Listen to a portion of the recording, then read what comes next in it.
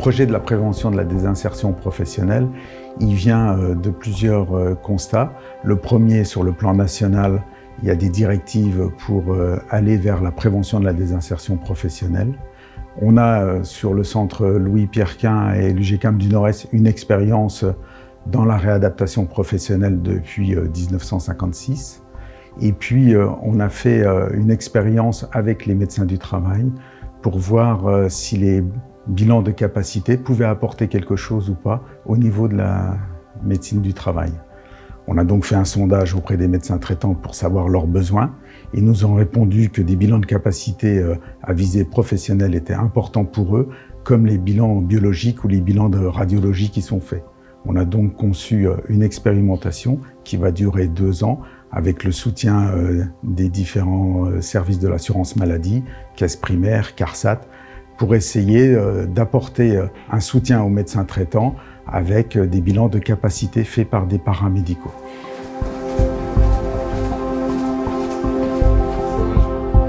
C'est un HC.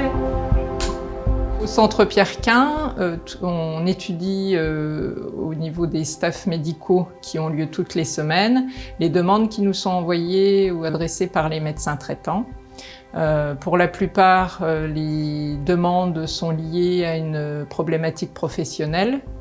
Et dans le cadre de ce projet-là, on étudie les demandes pour proposer des évaluations qui sont donc des évaluations des capacités professionnelles. On peut également proposer des bilans scolaires parce qu'effectivement, on est plutôt, nous, sur tout ce qui est pathologie à expression locomotrice. On propose aussi un bilan professionnel, donc là, c'est avec un conseiller d'insertion professionnelle qui fait le point sur toute la situation professionnelle de la personne, mais en fonction de son contexte lié à la pathologie. On se lève.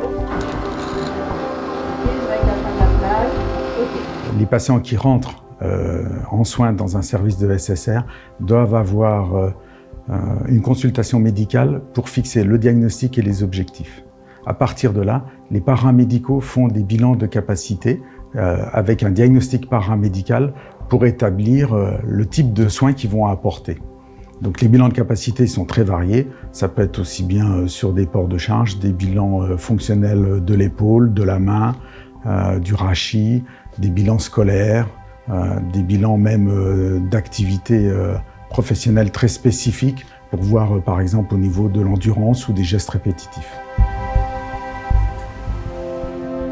Le paramédical est effectivement au cœur du dispositif, de ce dispositif. Bien sûr, pour chaque patient accueilli, il y aura plusieurs professionnels, au moins 2, mais souvent 3, qui vont proposer des préconisations en fonction de ce qu'ils auront observé. Et c'est pour ça qu'ensuite, il y a une synthèse pluriprofessionnelle pour mettre en commun les préconisations, voir si effectivement tout le monde a un petit peu le même ressenti, s'il faut rediscuter un certain nombre de points en fonction des compétences des uns et des autres.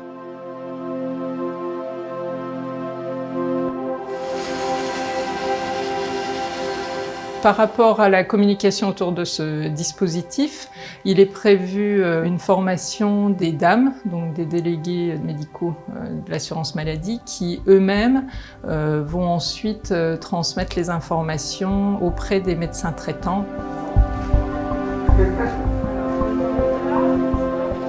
Durant l'été, on a testé la faisabilité des bilans de capacité par des paramédicaux sans consultation médicale présentielle. Donc, à partir des demandes des médecins du travail, on a vu que c'était faisable, que les paramédicaux remplissaient bien leur rôle. Donc maintenant, ce qu'on essaye de faire, c'est de cibler avec l'assurance maladie les médecins traitants qui participeraient à cette étude sur 2 ans, et puis de mettre tous les documents au point pour faciliter le travail du médecin traitant et en même temps assurer un suivi personnalisé par les services de la CARSAT. Un des points intéressants dans cette expérimentation, c'est de répondre aux orientations et aux préconisations de la DGOS. Donc il nous a été demandé de mettre nos compétences professionnelles de services de soins de suite et de réadaptation au service de la médecine de ville et à la prévention.